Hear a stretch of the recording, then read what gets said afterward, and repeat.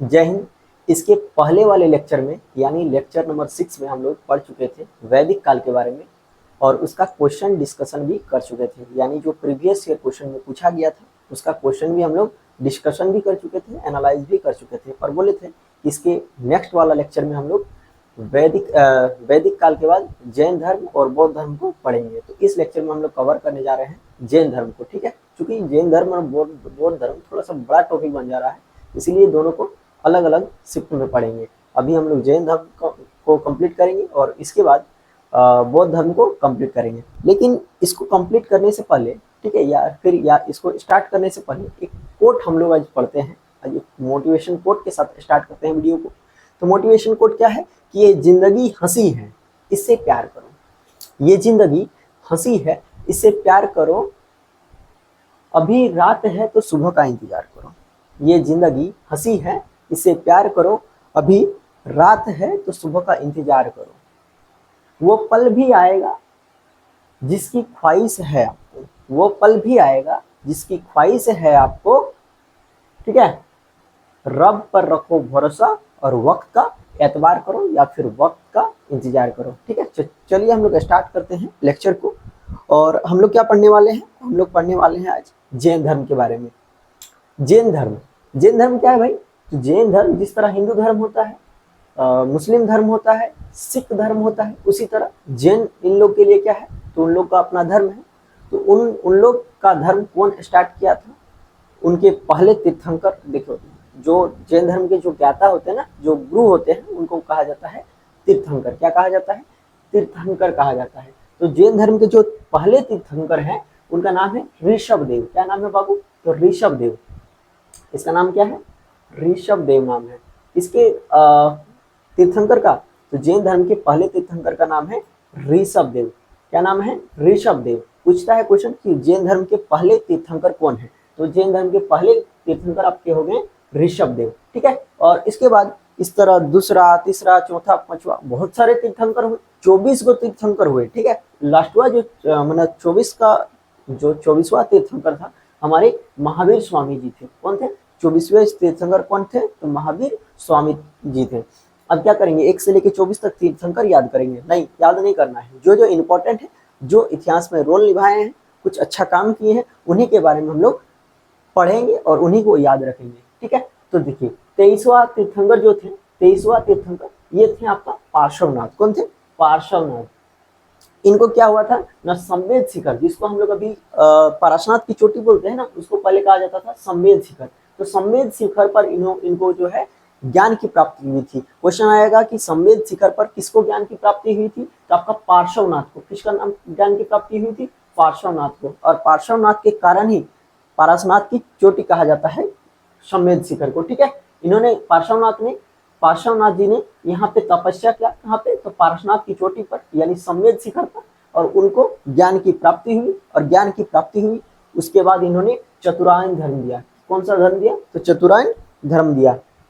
इन्होंने 4 सत्य बताए। बोले कि झूठ कभी नहीं बोलना है। क्या नहीं बोलना है बाबू? तो झूठ कभी नहीं बोलना है। उसके बाद धन इकट्ठा करने से मना की कि धन इकट्ठा नहीं करना है।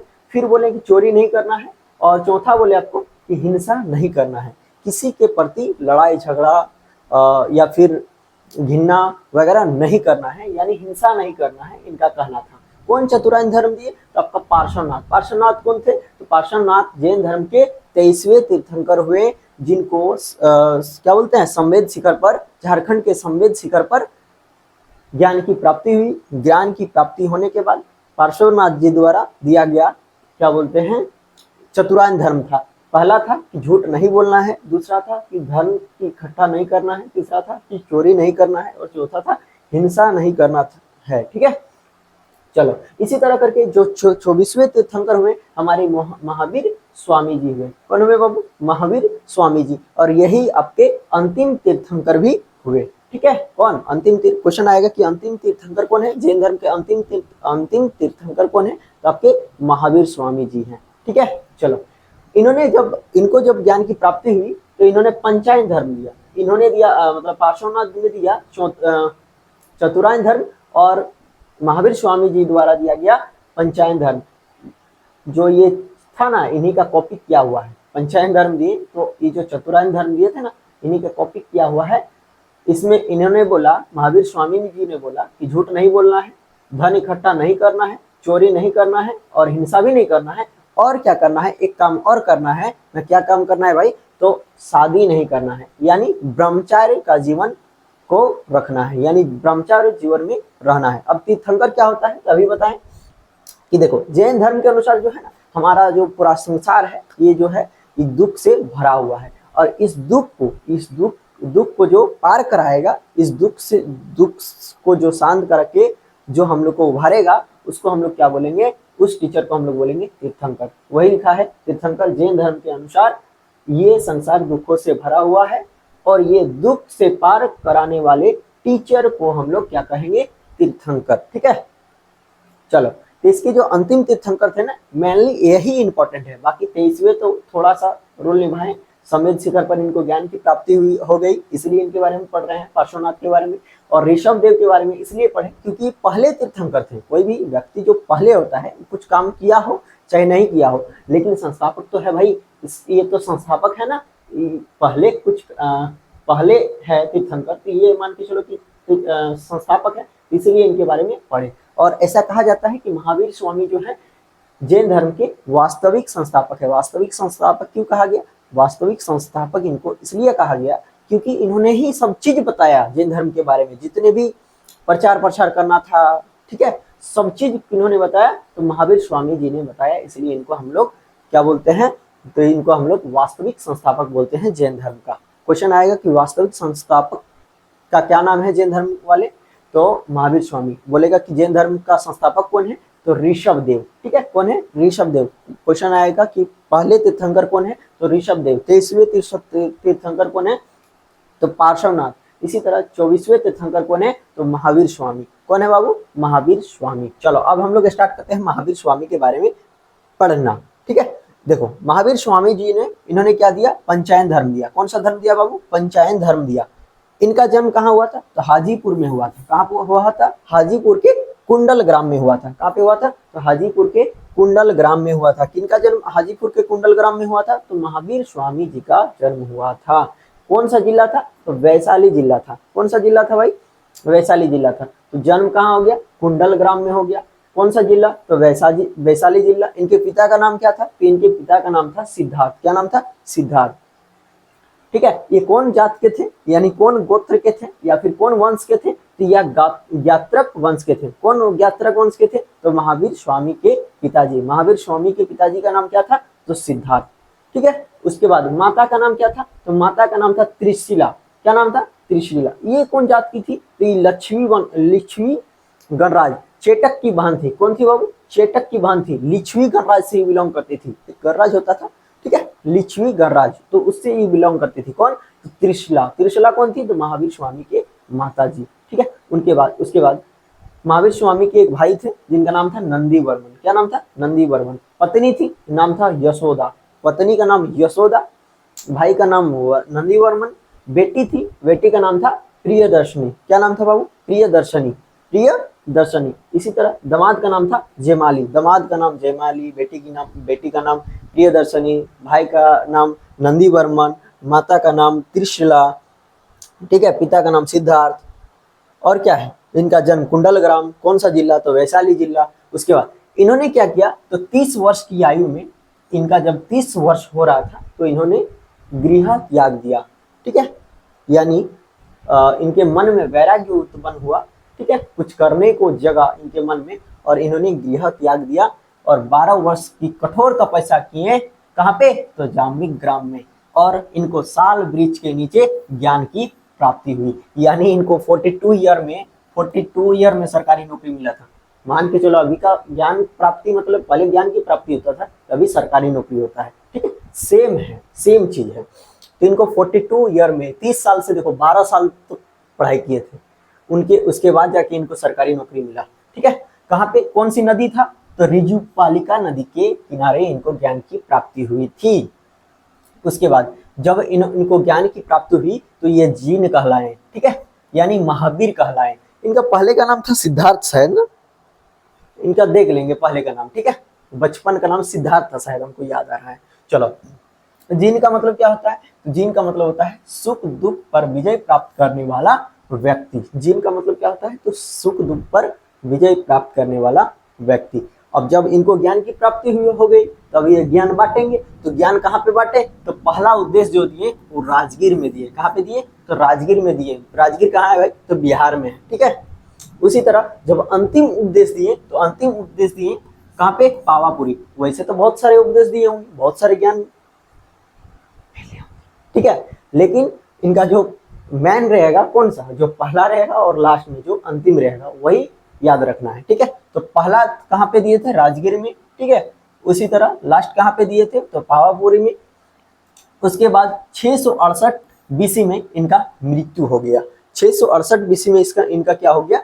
मृत्यु हो गया। उसके बाद देखो इन्होंने जो उपदेश देना चालू किए थे ना, ये प्राकृतिक भाषा में देना चालू किए थे, ठीक है। और जो टफ लैंग्वेज की भाषा थी, जैसे कि अभी इंग्लिश, अभी कोई आईएएस टॉपर निकल जाता है तो ज्ञान एकदम देता है, एकदम इस तरह, गुड मॉर्निंग एवरीवन, और उसके बाद इंग्लिश में कुछ कुछ बोलते रहता है, ठीक है। और अभी इंग्लिश जो है हम लोग के लिए टफ है भाई, क्योंकि हम लोग हिंदी मीडियम से बिलोंग करते हैं, हम लोग को इंग्लिश उतना समझ में नहीं आता है, ठीक है।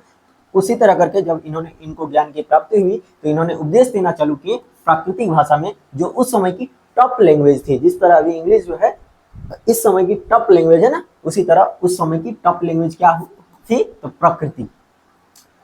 इनका जो उपदेश दिया गया है, इसको रखा कहाँ पे गया है? तो 14 पूर्वी नामक पुस्तक में, 14 पूर्वा नामक पुस्तक में रखा गया है। किनका ज्ञान? तो महावीर स्वामी जी द्वारा दिया गया ज्ञान। उसके बाद महावीर स्वामी जी ने त्रिरत्न दिया, ठीक है। 3 को और सत्य बताया। बताया कि साम्यक ज्ञान, ठीक है, यानी शुद्ध ज्ञान के बारे में बताया। क्या बताया? शुद्ध ज्ञान के बारे में बताया। फिर साम्यक विश्वास, यानी शुद्ध विश्वास के बारे में बताया। इन्होंने कहा कि अपने आप पर पूरा भरोसा, यानी पूरा विश्वास रखो, एक दिन तुम जरूर कामयाब या फिर कुछ भी होगा, मतलब अपने आप पर विश्वास रखने के लिए इन्होंने कहा। उसके बाद तीसरा बताया कि साम्यक आचरण। क्या बताया? साम्यक आचरण। बोला कि आचरण क्या होता है भाई? तो अपने काम के प्रति पंचुअल, यानी रेगुलरिटी के बारे में बताया कि अगर यदि तुम अपने काम में रेगुलर मेहनत करते रहा तो ठीक है, तो और अपने आप पर विश्वास रहा तो तुम एक दिन जरूर कामयाब होगा, ठीक है। इन्होंने बताया, तो महावीर स्वामी जी ने बताया। इन्होंने कौन सा रत्न दिया? तो त्रिरत्न दिया। कौन कौन सा? साम्यक ज्ञान, साम्यक विश्वास और साम्यक आचरण। साम्यक आचरण। चलो, इन्होंने बताया, इनको जब ज्ञान की प्राप्ति हुई तो इन्होंने बताया कि जीव की हत्या नहीं करना है, इसलिए कृषि नहीं करना है, क्योंकि कृषि अगर यदि करेंगे तो मिट्टी में होता है सूक्ष्म जीव, ठीक है। तो भी यदि हम हल वगैरह चलाएंगे, पैर से हम चलेंगे तो वो दब के मर जाएगा ना, तो इसीलिए इन्होंने कृषि को मना कर दिया कि कृषि नहीं करना है। उसके बाद इन्होंने जन्म पर विश्वास रखा। इनका मानना था कि पुनर्जन्म होता है, ठीक है। हाँ, उसके बाद आत्मा पर विश्वास रखा कि आत्मा, क्या बोलते हैं, आत्मा अगर यदि सही है तो हम लोग का पुनर्जन्म होगा, ठीक है। उसके बाद इन्होंने मोक्ष के बारे में बताया। मोक्ष को कैवल्य कहा गया। इन्होंने जो क्या बोलते हैं मोक्ष प्राप्ति के बारे में बताया, कठोर बताया और उसको संलेखना विधि द्वारा प्राप्त करने के लिए कहा। देखो, मोक्ष प्राप्त जैन धर्म में बहुत कठिन था। मोक्ष प्राप्त जो है जैन धर्म में क्या था? बहुत ही ज्यादा टफ था। समझा? चलो आगे देखो जैन धर्म के अनुसार मोक्ष प्राप्त की सबसे बड़ी बाधा जो थी, क्या थी बाबू? आत्मा थी। इन्होंने आत्मा को सताने के लिए संलेखना विधि का उपाय बताया, यानी संलेखना विधि द्वारा हम लोग आत्मा को सताएंगे और सताएंगे तो हम लोग को मोक्ष की प्राप्ति होगी, ठीक है। चलो, जैन धर्म के अनुसार क्या है? तो जैन धर्म के अनुसार संसार दुखों से भरा हुआ है। इस धर्म के संस्थापक ऋषभ देव थे। कौन थे बाबू? ऋषभ देव थे, बता चुके हैं। जैन धर्म के प्रवर्तक को तीर्थंकर कहा जाता है, ठीक है। ऋषभ देव पहले तीर्थंकर थे। तीर्थंकर का अर्थ होता है कि दुख से परे संसार के रूप में सागर को पार कराने वाला व्यक्ति, यानी दुख से भरे हुए जो संसार है, इस संसार को पार कराने वाले या फिर इस सागर को पार कराने वाले व्यक्ति को क्या कहा गया? तीर्थंकर कहा गया।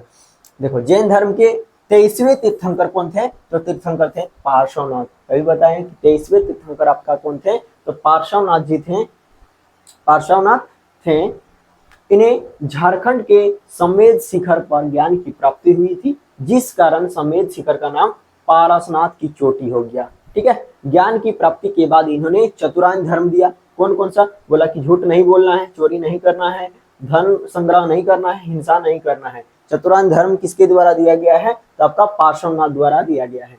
उसके बाद जैन धर्म के 24वें तीर्थंकर हमारे महावीर स्वामी तीर्थंकर एवं अंतिम तीर्थंकर महावीर स्वामी थे। इन्हें जैन धर्म का वास्तविक संस्थापक कहा जाता है।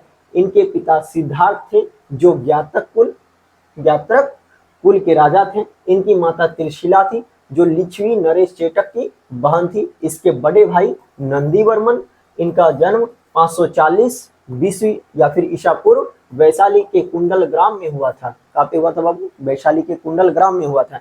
इनकी पत्नी जो थी यशोदा थी। इनकी पत्नी कौन थी? यशोदा थी। इनकी पत्नी तो महावीर स्वामी जी की पत्नी थी यशोदा। इनकी बेटी प्रियदर्शनी, जिसका नाम औरत था घर वाला अनुज्या। ठीक है, उसके बाद दामाद जमाली था। 30 वर्ष की आयु में गृह त्याग दिए। 12 वर्ष की कठोर तपस्या के बाद जाम्बी ग्राम के एक साल वृक्ष के नीचे रिजुपालिका नदी के तट पर इन्हें ज्ञान की प्राप्ति हुई। ज्ञान की प्राप्ति के बाद यह केवल्य कहलाए। ज्ञान प्राप्ति के बाद इन्हें केवल जिन या फिर निग्रोध कहा गया। जब ज्ञान प्राप्ति हो गया महावीर स्वामी को, तो इनको निग्रोध, केवल या फिर जिन कहा गया। ठीक है, जिन का मतलब होता है क्या? जिन का मतलब होता है या फिर निग्रोध का मतलब होता है या फिर केवल्य का मतलब होता है विजेता, जबकि निग्रोध का मतलब होता है बंधन से मुक्त। यानी जिन का मतलब होता है विजेता और निग्रोध का मतलब क्या होता है? निग्रोध का मतलब होता है बंधन से मुक्त। ठीक है, चलो आगे देखते हैं। इन्होंने अपना पहला उद्देश्य कहाँ दिया? तो राजगीर में दिया, बता चुके हैं। अंतिम उद्देश्य कहाँ दिया? तो पावापुरी में दिया। ज्ञान प्राप्ति के बाद इन्होंने पंचायन धर्म दिया, जो निम्नलिखित है। कौन कौन सा? झूठ नहीं बोलना है, चोरी नहीं करना है, धन इकट्ठा नहीं करना है, हिंसा नहीं करना है और ब्रह्मचार्य जीवन को पालन करना है, यानी विवाह नहीं करना है। महावीर स्वामी जी ने त्रिरत्न दिया। कौन कौन सा? सम्यक ज्ञान, सम्यक विश्वास, सम्यक आचरण। महावीर स्वामी ने ईश्वर के अस्तित्व को नहीं माना, जिस कारण वे मूर्ति पूजा और कर्मकांड का विरोध किए। इन्हें पुनर्जन्म को माना। ठीक है, पुनर्जन्म का सबसे बड़ा कारण जो है वो आत्मा को बताया। आत्मा को सताने के लिए इन्होंने कहा कि मोक्ष प्राप्ति के बाद पुनर्जन्म से मुक्ति मिल जाती है, यानी मोक्ष अगर यदि मिल जाती है तो हम लोग को पुनर्जन्म से मुक्ति मिल जाएगी। ठीक है, और क्या बोलते हैं, आत्मा को सताने के लिए कौन सी विधि बताया था? संलिखना विधि। महावीर स्वामी ने अहिंसा पर सर्वाधिक बल दिया, जिस कारण इन्हें कृषि तथा युद्ध पर, ठीक है, कृषि तथा युद्ध पर प्रतिबंध लगा दिए। महावीर स्वामी के दिए गए उपदेशों को 14 पूर्वी नामक पुस्तक पर रखा गया है। जैन धर्म की सबसे प्राचीन पुस्तक है। जैन धर्म की सबसे प्राचीन पुस्तक क्या है बाबू? तो 14 पूर्वी नामक पुस्तक है। जैन धर्म के जितने भी उपदेश दिए गए हैं, जैन धर्म के जितने भी उपदेश दिए गए हैं महावीर स्वामी जी द्वारा, उसको कहाँ पे रखा गया है? तो 14 पूर्वी नामक पुस्तक में रखा गया है। महावीर स्वामी ने अपने उपदेशों को प्राकृतिक भाषा में दिए। ठीक है, 468 ईस्वी पूर्व पावापुरी में इसकी मृत्यु हो गई। इनकी जो है मृत्यु हो गई। इनके मृत्यु के बाद इनके दो प्रिय शिष्य थे। क्या नाम था? तो पहला का नाम था भद्रबाहु और दूसरा का नाम था स्थलबाहु। ठीक है, इनके दो प्रिय शिष्य थे। अब मौर्य काल के समय क्या हुआ ना? मौर्य काल के समय मगध पर इन्होंने, इन लोग बिलोंग कहाँ से करते थे? मगध राज से। अब मौर्य काल जब आया तब मगध पर भीषण अकाल पड़ गया। 12 साल तक रहा अकाल, और इस 12 साल के दौरान जब अकाल पड़ गया तो मौर्य काल के समय मगध पर 12 वर्षीय भीषण अकाल पड़ जाने के कारण भद्रबाहु अपने अनुयायी के साथ दक्षिण भारत आ गए। ठीक है, अब जो भद्रबाहु थे वो कहाँ चल गए? दक्षिण भारत चल गए, और उनके साथ आया था वहां के राजा थे चंद्रगुप्त मौर्य। ठीक है, कौन थे? चंद्रगुप्त मौर्य। इन्हीं के साथ चंद्रगुप्त मौर्य आया था, जिसने कर्नाटक के श्रावणबेलगोला में संलेखना विधि से प्राण त्याग दिए। इस भीषण अकाल के में भी स्थलबाहु जो है तथा उनके अनुयायी जो है वो कहाँ पे रह गए हैं, तो मगध पर रह गए। देखो एक्चुअली में हुआ क्या था, मगध पर 12 साल का अकाल पड़ गया। अब स्थलबाहु और भद्रबाहु दो को व्यक्ति बचा हुआ था, जो जैन धर्म महावीर स्वामी का शिष्य था। भद्रबाहु क्या किए, जब अकाल पड़ गया मगध पर तो वो कर्नाटक चल गए, और कर्नाटक जब चल गए तो अकेले नहीं गए, वहाँ के राजा जो थे, यानी मगध के राजा उस टाइम हुआ करते थे कौन, तो मगध के राजा हुआ करते थे चंद्रगुप्त मौर्य, उनको भी ले गए। और उनको जब ले गए तो संलेखना विधि द्वारा चंद्रगुप्त मौर्य जी ने वहाँ पे अपना प्राण त्याग दिया। अब जब भीषण अकाल खत्म हो गया, ठीक है, तो अब भद्रबाहु आ गए हैं हमारे मगध। अब जैसे ही मगध में एंट्री किए तो इन दोनों के बीच यानी स्थलबाहु और भद्रबाहु के बीच क्या हुआ ना, मतभेद हो गया।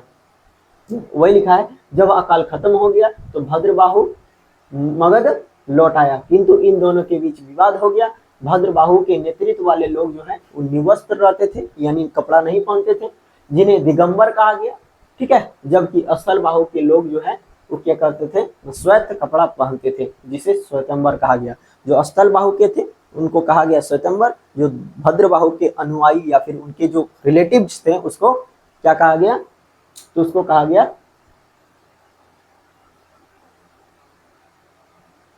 श्वेत दिगंबर, ठीक है, उसको कहा गया दिगंबर। और श्वेत कपड़ा पहनते थे इसलिए इसको कहा गया स्थलबाहु वाले लोग को श्वेतंबर, ठीक है। अब जैन धर्म जैसे ही खत्म, जैन धर्म का जैसे ही अब इनके लिए क्या किया गया, तो जैन धर्म का विस्तृत प्रचार के लिए जैन समिति बैठाई गई। तो जैन समिति हुई, कितनी हुई बाबू, 2 जैन समिति हुई। पहली जैन समिति जो हुई वो 300 बीसी में हुई, 300 बीसी में हुई। कहाँ पे हुई, तो पाटलिपुत्र में हुई।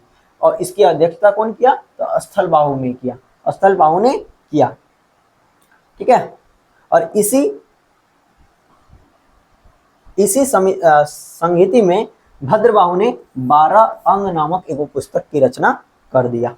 12 अंग नामक पुस्तक की रचना किसने किया, तो भद्रबाहु द्वारा किया गया। कहाँ पे किया गया था, पटना में किया गया था। कब किया गया था, तो प्रथम जैन समिति में किया गया था। चलो, उसी तरह द्वितीय जैन समिति जो हुआ यह 6ठी शताब्दी में हुआ। देखो ये हुआ 300 बीसी यानी ईसा मसीह पूर्व। और उसके बाद जो हुआ दूसरी जैन समिति वो हुआ डायरेक्ट कब, तो 6ठी शताब्दी में हुआ। कहाँ पे हुआ, तो गुजरात के वल्लभी में हुआ, ठीक है।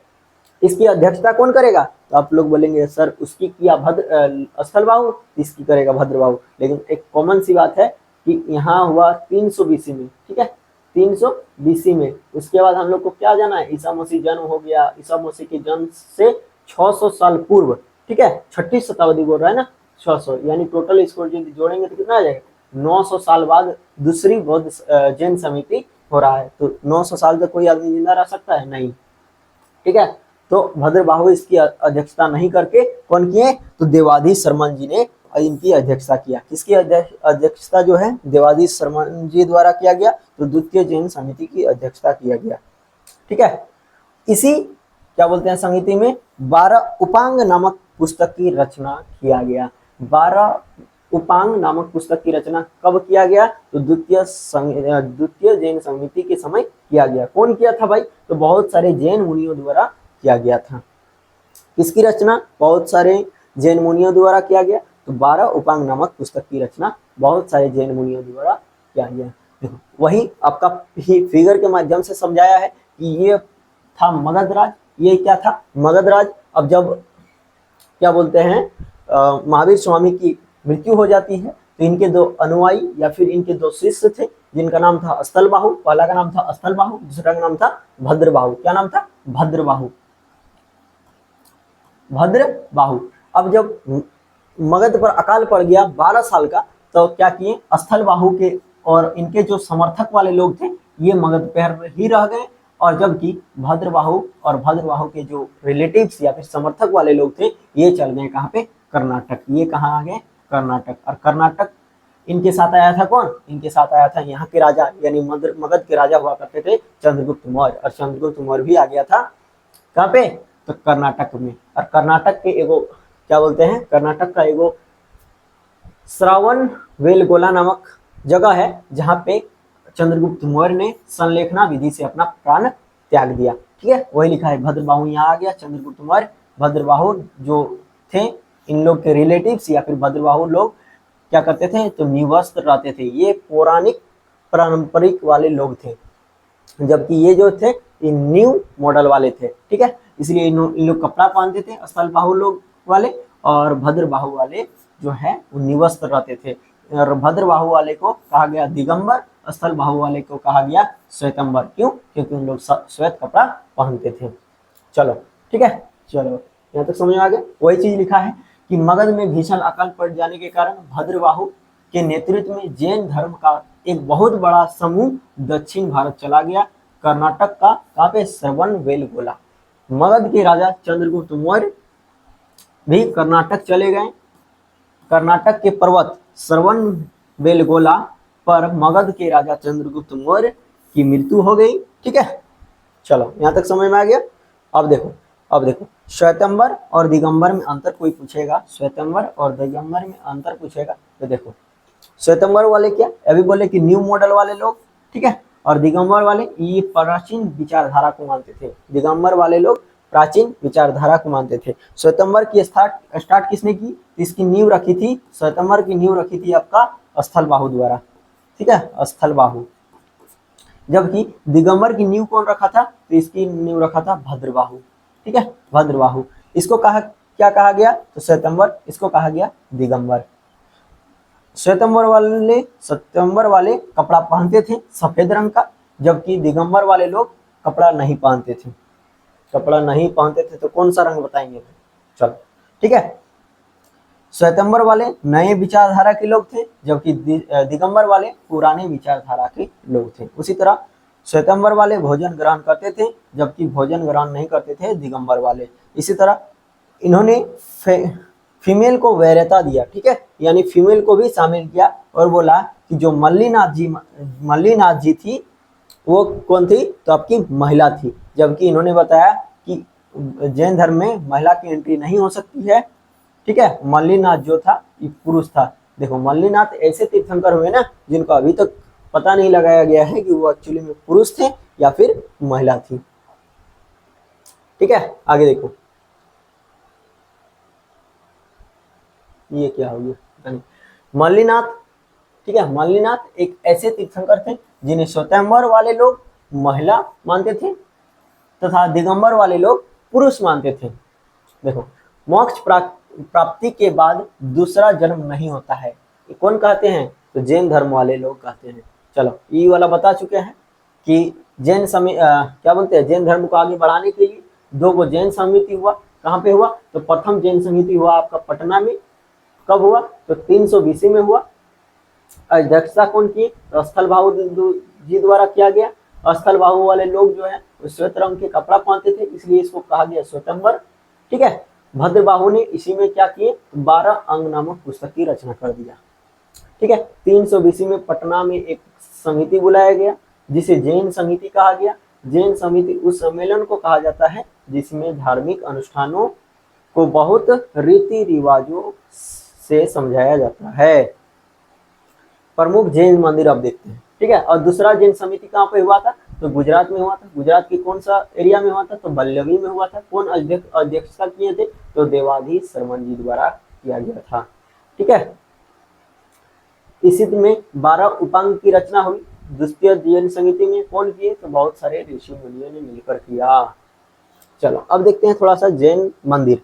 तो जैन मंदिर आपका बात करें तो मौर्य काल में मथुरा जैन मंदिर का प्रमुख केंद्र था, ठीक है। मथुरा जो है वो जैन मंदिर, जैन धर्म का प्रमुख केंद्र था। कौन सा, तो मथुरा।